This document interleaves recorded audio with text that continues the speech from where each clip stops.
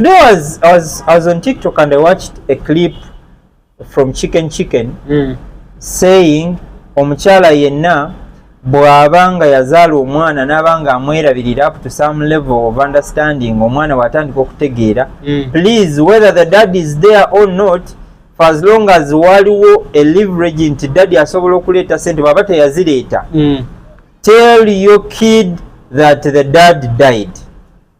That was chicken yeah.